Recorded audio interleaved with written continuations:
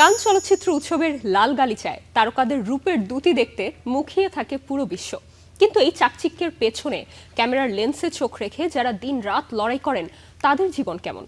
লাল গালিচায় ৩ দশক ধরে তারকাদের ছবি বন্দী করা হলিউডের ফ্রিল্যান্স ফটোগ্রাফার ম্যাথিউ ব্যারনের চোখে কানের নেপথ্যের গল্প নিয়ে এবারের বিশেষ প্রতিবেদন।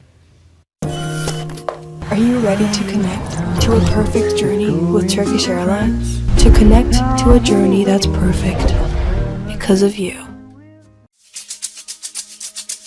কান চলচ্চিত্র উৎসবের বিখ্যাত সেই লাল গালিচা, যেখানে পা রাখছেন বিশ্বখ্যাত সব নির্মাতা ও অভিনয় শিল্পীরা। আর গালিচার দুই পাশে সারিবদ্ধ দাঁড়িয়ে ক্যামেরার লেন্স তাক করে আছেন একদল মানুষ।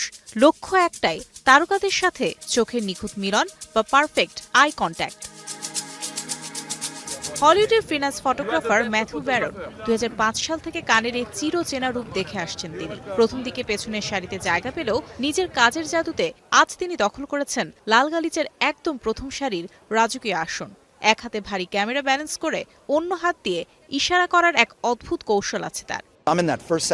সবকিছুর মূলেই আছে সুন্দর পোশাক, তবে আমার কাছে সবচেয়ে গুরুত্বপূর্ণ হলো আই কন্ট্যাক্ট। সুন্দরী নারীরা যখন তাদের পোশাকে কাঁধ ঘুরিয়ে সরাসরি আমার ক্যামেরা লেন্সে তাকান, আমি ঠিক সেই মুহূর্তটাই ফ্রেম বন্দী করতে চাই। বাইরে থেকে একে কেবলই তারকাদের হেঁটে যাওয়া মনে হলেও ভেতরের গল্পটা পুরোই ভিন্ন। এখানে প্রতিটি সেকেন্ডের হিসাব করা। উৎসব পরিচালক থিয়েরি ফ্রেমো যেন পুরো লাল গালিচার এক অদৃশ্য অর্কেস্ট্রা কন্ডাক্টর। কখন কোন তারকা কতটুকু সময় পাবেন তা নির্ধারিত হয় ঘড়ির কাঁটা ধরে। থিয়েরি ফ্রেমো যেন এই উৎসবের মিউজিক কন্ডাক্টর।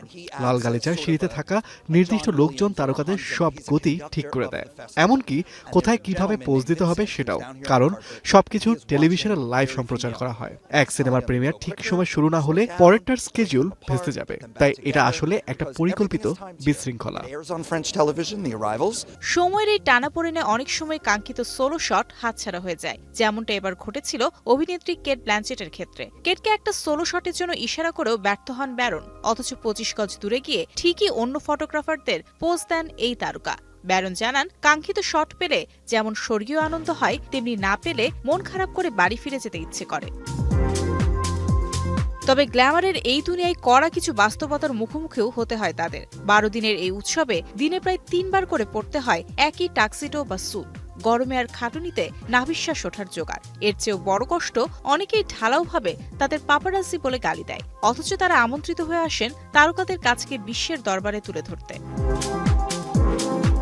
সব কষ্টের পরেও দিন শেষে যখন কোনো আন্তর্জাতিক গণমাধ্যমে নিজের তোলা ছবির নিচে নিজের নামটা ক্রেডিট হিসেবে জ্বলজ্বল করতে দেখেন, তখন সব ক্লান্তি ভুলে যান 30 বছর ধরে ক্যামেরা হাতে লড়াই করা এই জাদুকর। এই স্বীকৃতিটুকুই তাকে বাঁচিয়ে রাখে, নতুন করে ফ্রেম সাজানোর শক্তি দেয়। Mario Sen, star entertainment.